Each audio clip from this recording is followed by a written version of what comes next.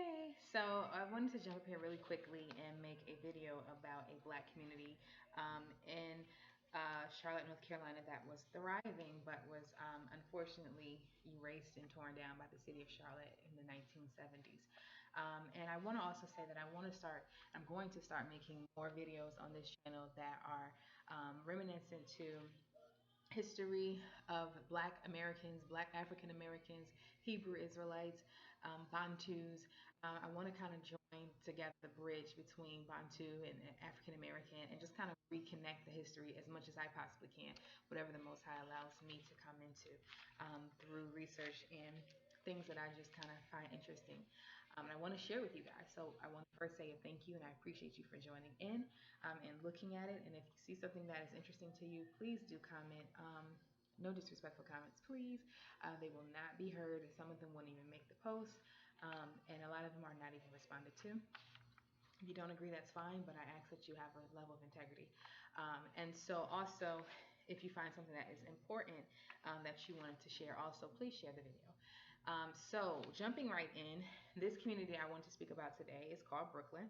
And yes, it is a reference to the city of Brooklyn in New York, but it was known down in Charlotte, North Carolina as Brooklyn Village or just Brooklyn by itself. It was an all-black community that thrived from the 1800s on out until 1977, until it was finally completely torn down by the city of Charlotte in an attempt to expand and build what is now today called Uptown or Downtown. Whichever way you prefer, depending on which way you're coming from in the area. So, a couple of things I want to read. First of all, I want to read one article, and let me go to it. Sorry, I thought I had this. Oh, here it is, but I had it better prepared. So this article was done by the Charlotte Observer, and it was published in March of last year, 2016, and it's called "How Urban Renewal Destroyed Charlotte's Brooklyn Neighborhood." And so, to read the article very quickly, just a couple of paragraphs, it starts off by saying, in Charlotte's recent history, numerous black neighborhoods have been torn down or sliced in half by highways in the name of progress. Much of this occurred in the 1960s and 70s as Charlotte embarked on urban renewal plan that destroyed its black neighborhood community, a community known as Brooklyn. The original aim of the federal policy, known as urban renewal, was to give slum dwellers better housing. With the government's help, cities would buy neighborhoods of dank tenements and drafty shacks, then sell at reduced prices to private developers who would replace the slums with sound, affordable homes. But slums usually occupied prime property in or near downtown. When cities balked at such valuable land to house the poor, Congress allowed them to sell urban renewal property to commercial interests as long as they found housing for displaced residents. Some in almost every American city, so in almost every American city, says Charlotte urban historian Tom Hanchett, the black neighborhood closest to downtown gets demolished. In Charlotte, that was Second Ward, the largest African American neighborhood, also known as Brooklyn. It occupied the southern part of downtown in the area that now includes the Charlotte-Mecklenburg Government Center and Marshall Park. Newspaper stories in the late 1950s about plans to bulldoze Brooklyn described the area as blighted and violent, a place of narrow streets and darkened alleyways, open ditches, and polluted streams, according to a 1958 Observer editorial. That wasn't an accurate picture. Yes, there were slums, Hanchett says, but there were also fine houses, businesses and restaurants, a library, hotel, and theater. Over 11 years, Charlotte tore down 1,480 square structures in Brooklyn, including numerous black churches. It then sold acreage to a historically white church, First Baptist, so its congregation could expand. The city never built new housing for Brooklyn residents, and that's why the Beatties-Ford Road corridor, which included black neighborhoods such as Biddleville and McCrory Heights, and white neighborhoods such as Smallwood, Seviersville, Wesley Heights, saw an influx of black residents in the 1960s and 70s. When blacks moved in, whites fled, and neighborhoods that had been white became predominantly black. So I really wanted to read that. And then there was also another one that I wanted to touch on, and it was called the Meyer Street School, which was also in that area.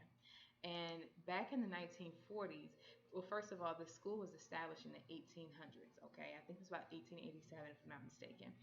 And it was by the time of 1940, in the 1940s, it was known as the largest elementary school for black children in the state of North Carolina. And so, here's another tidbit about it. It is the only public school for black students, or excuse me, it was the only public school for black students. The students called the school Jacob's Ladder because of the exterior stairways. Approximately 16 teachers and Principal Isabella Weiche taught at the Myers Street School. And some sources said that it was an all girls school, and then some sources said that it was just elementary school. So I'm not sure if it was mixed gender or not. But either way, it was an all black school that thrived from the late 1880s until 1940s, I believe, but I might have that incorrect. But it thrived for a very long time as a black school, and it was in this neighborhood that I'm speaking about, Brooklyn, in the Second Ward District in Charlotte, North Carolina, Mecklenburg County. So, what got me interested in this is because I was recently attending the Harvey B. Gantt African American Museum in the city of Charlotte, and I learned a tidbit about this information, about this school, about this neighborhood, as well as the school. And I want to read a little bit from the packet that I have here. So I'm going to be looking down for a few seconds. So, it says the museum takes design inspiration from the Meyer Street School, which was located in the heart of the Brooklyn community. In the late 1940s, Meyer Street School was the largest elementary school in North Carolina for black children. As more students came to Meyer Street School, the building had to be expanded to accommodate them. Fire escapes were added to the outside of the wooden building, and the pattern of stairways gave the school a nickname, the Jacob's Ladder School. The site is now part of Metro School in the Mecklenburg County Aquatic Center. And one last tidbit that I want to focus on is the connection of Jacob's ladder to the biblical scriptural text about Jacob, the children of the father of the 12 tribes of Israel, the son of Isaac and Rebekah, who was the son, was also the grandson of Abraham. Um, So it says here in this packet, Jacob's Ladder is sung in many churches on Sunday mornings.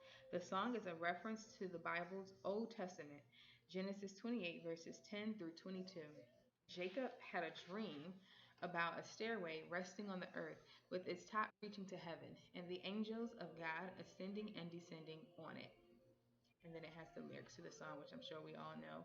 As black people, we've probably sung it in church growing up 1,000 times. We are climbing Jacob's ladder, soldiers of the cross, every round goes higher and higher. Sinners, do you love your Jesus? If you love him, why not serve him? Rise, shine, give God the glory. We are climbing higher and higher. And I definitely know. I used to sing that song. My mother actually used to sing that song in church. Oh my gosh, so many times. So when I read that, I immediately knew the connection. And the reason why I also wanted to point this out was because of the fact that once again we see in history, and this wasn't too far ago. I mean, in the 1940s, my grandmother was, a teenager, and my grandparents on my father's side, well, my father's mother was born in 1941, and my father's father was born in 1934. My mother's mother was born in 1930. So by the time that this school was known as the largest school in the state of North Carolina for black children, all of my grandparents were born. I didn't know, as if you watched my other video, I didn't know my mother's father. But he was also born around that. He was alive during that time frame as well. I just haven't had the chance to meet him. But I will say that, this wasn't too far of a time ago. And so it's amazing to me to see how we as black people, we still had a connection and always have had a connection to Israelite truth, to the Israelite culture, to our Hebrew Israelite foundations. I'm not going to say that everyone in that time frame or anyone in the school knew all of that, because the scripture does prophesy and say that we will forget our heritage. But it's just also it's just a reminder that there's a lot of innate spirituality, spiritual things that we have ties to, that we do, that causes us to do things that we may not actually know exactly why. And so the Jacob's Ladder School was once again a dead ringer for me to realize that this is another connection between African Americans and Israelites in our Hebrew culture, and us understanding that we came from Israel, if not all of us, at least someone, and they was able to pass that down to us. today's generation, you know, which is not too far gone from the generation that this school was in. It was only about a generation or two ago for some people, and maybe three, depending on your age of today. But for me, it was just two generations ago. Um, and so it's just amazing to see how we still had such strong connections to our Israelite truth. And even growing up singing these songs, I had no idea myself personally, but we always talked about Canaan land. And I don't know if you can hear, but I have a little Mahalia Jackson going on in the background, and she was talking about rocking in Jerusalem, walking in Jerusalem, going to Canaan land. We always sang about these things. Joshua fought the battle in Jericho, and as Black people, we may have thought, oh, we just always loved scriptures and we always read the Bible, and that's true, we did.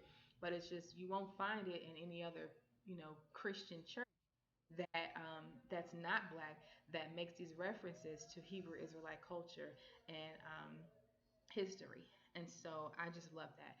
So I want to show you guys some pictures, and then I also want to try to upload a video, a news clip that's going in further depth about Brooklyn, the village community, the Brooklyn village, the Black community that thrived in Charlotte, and it's speaking to some of the former residents there that, as of the time of the video, which was about 3 years ago, were still alive, and I'm sure they are still alive today.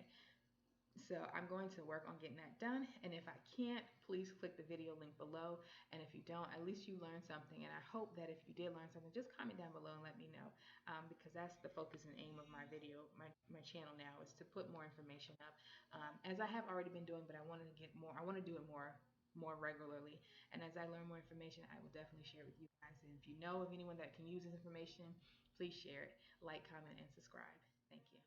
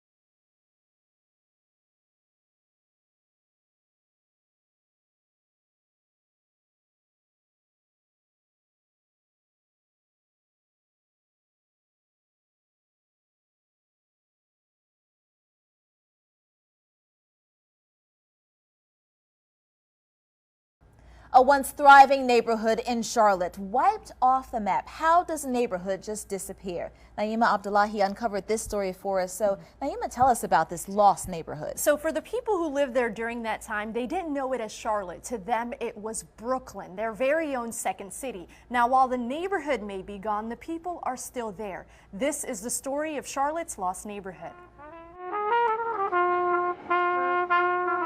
It's not so much the numbers you see, but the dash in the middle. That dash will tell you the story of a neighborhood with only this playground left, Pearl Street Park. We tell them we from Brooklyn, but when we say Brooklyn, people think you're talking about New York, but it was a Brooklyn right here in Charlotte.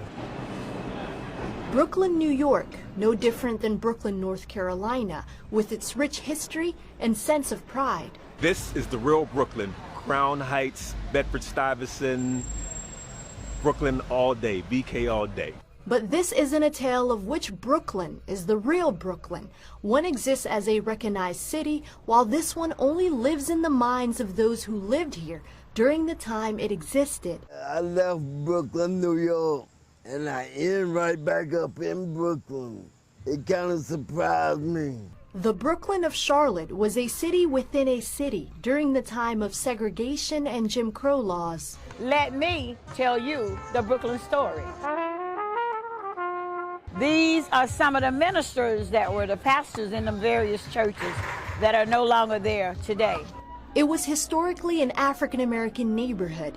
Yes, it was separate but equal, depending on who you asked, but it was life as they knew it. From the late 1800s to the 60s, this place thrived with history and pride. And this was a very warm community, you know.